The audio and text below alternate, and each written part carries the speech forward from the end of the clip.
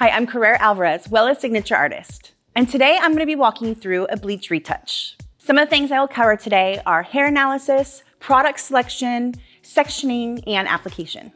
On my model Brianna today, I'm going to go ahead and do a bleach retouch. But before I get started, I want to do a thorough hair analysis. For the first part of the hair analysis, I'm going to be taking a look at her natural level as well as her previously lightened hair. I inserted the natural level finder into her root area and she is a natural level 5. Let's check out what her ends are. So her ends are a level 10, so I'm going to be lifting from a level 5 to a level 10 to match her pre-existing color. The other part of the hair analysis is identifying density, texture, and porosity. The best way to identify her natural texture is to take a single strand and roll it in between your fingers, and that's going to tell you if you can feel it or not, if her hair is fine. So she's naturally fine. And then the porosity is everything through these ends. So because her hair has been previously lightened, she has a range of different porosity from medium to high, depending on where we're at with the length of the hair because of the previous lightened surfaces. Brianna actually has the perfect amount of regrowth for this application. As you can see, we have a 1/2 inch of regrowth. This is going to allow me to go in and just do a regrowth application and not have to move into something that's more like a virgin application. As we know, the scalp produces the heat, which is what's going to allow me to get a really beautiful lift with this amount of regrowth. If the regrowth was any longer than that 1/2 inch and you went in and tried to do a traditional retouch application, you potentially are going to end up with banding. Pro tip, it's super important as the stylist to educate your clients before they move into a bleach and tone. The maintenance of a bleach and tone is about every 4 to 6 weeks, so they really need to understand what type of maintenance they're going to be getting into. Based on the initial hair analysis, I determined that her hair is fine, so that really helped guide my product selection. So my product choice is Blonde Or Soft Blonde Cream in a 1:2 mixing ratio with 1.9%. As I transition to the front 2 quadrants, I will move the developer into 10 volume just to help with the consistency of the lift and the timing. I'm going to start my initial application here at the nape area and work horizontal sections working up the head. The reason why I'm choosing to do this type of sectioning is because once the product is put in place, there's very minimal manipulation needed after that. As you can see, my subsections are very skinny. You want to make sure that you have really good control of how much hair is in that product. And at this area here, a little pro tip is it's a little bit hard to move her neck around, so you can have them tilt their head down just slightly.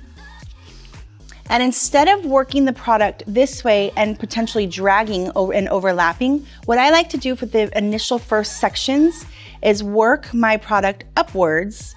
So I'm getting it on the root area, but making sure that it doesn't drag down past that regrowth.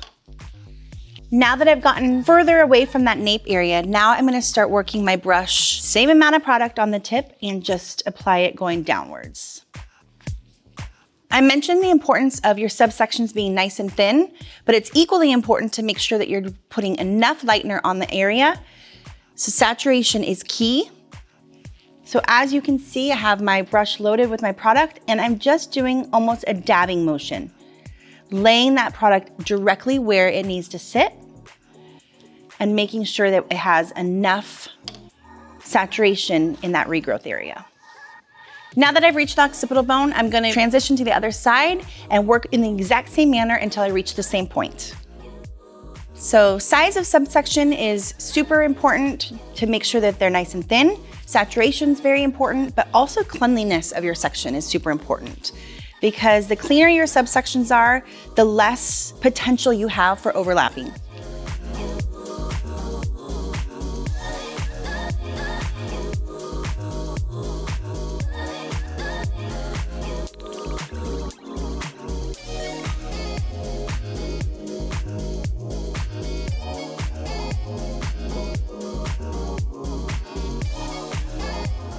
As you can see, I finished the back 2 quadrants, and this is a perfect time to transition into a different developer. Now that I've switched my developer to 10 volume, I'm going to work through these front 2 quadrants. I'm going to work vertical sections backwards, again, to really help prevent over manipulation of the product, which is going to potentially give you banding. A little pro tip here is because of the width of this section, I'm going to just split this up into two so I have better control of my application. All rules still apply: clean sections, fine sections, and really good amount of saturation.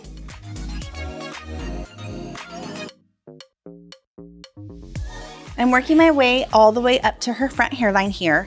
In the case that you had somebody that had higher density of hair through these front quadrants, you could potentially split it up into two, leave out that front hairline until the very last. Because of the density of her hair, I'm gonna go ahead and just work all the way up to the front hairline.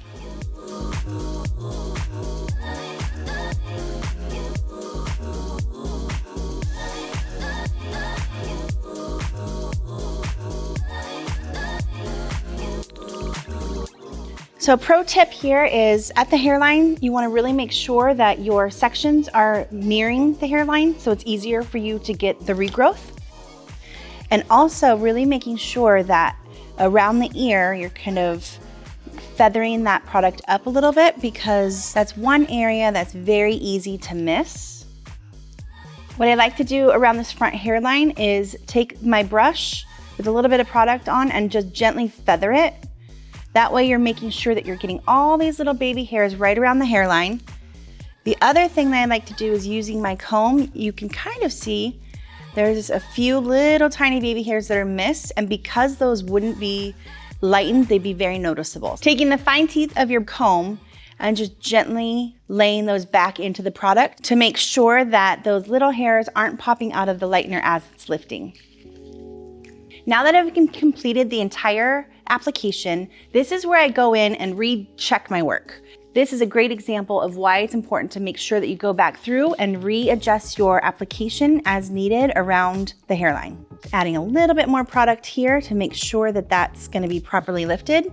The other little thing is just these tiny little baby hairs around the hairline. You want to make sure to get those, as they will be very noticeable if they weren't lifted. Also, I find that the lightener tends to dry out around the hairline.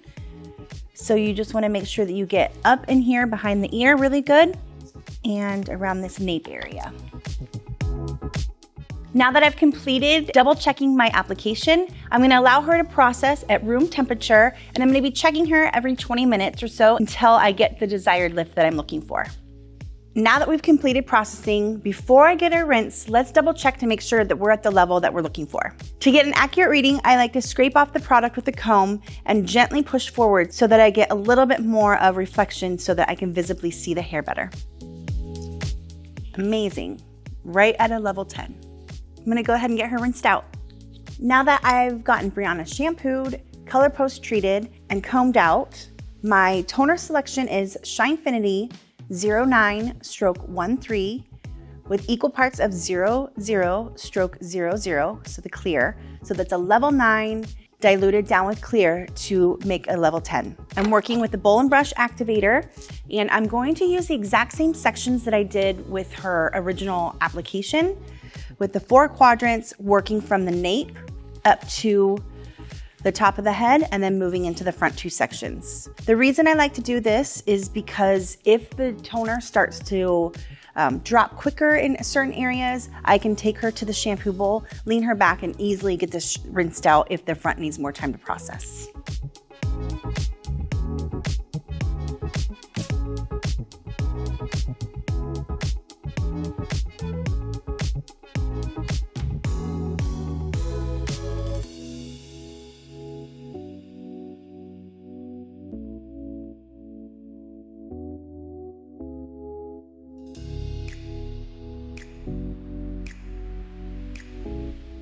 As you can see, I finished applying to the root area my Shinefinity toner formula, and I'm gonna allow this to sit for a few more minutes before I pull it through mid-lengths and ends.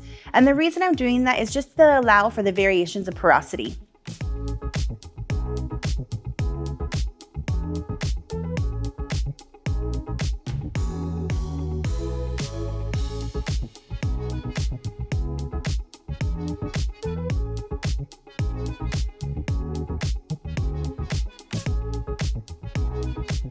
Here's Brianna's finished look. Just as a quick recap, we did a bleach retouch, working with 4 quadrant sections, starting at the nape area, working horizontal with Blondor Soft Blonde Cream and 1.9%. Transition into vertical back sections, working with Blondor Soft Blonde Cream and 10 volume. For my toner selection, I worked with Shinefinity 09/13, which is a level 9 ash gold, mixed equal parts with 00/00, which is a clear. Allowed that to process for the full 20 minutes, and doesn't she look amazing? For more blonding education, check out wellaed.com, and for more pro tips, follow me on Instagram at carrera.wella.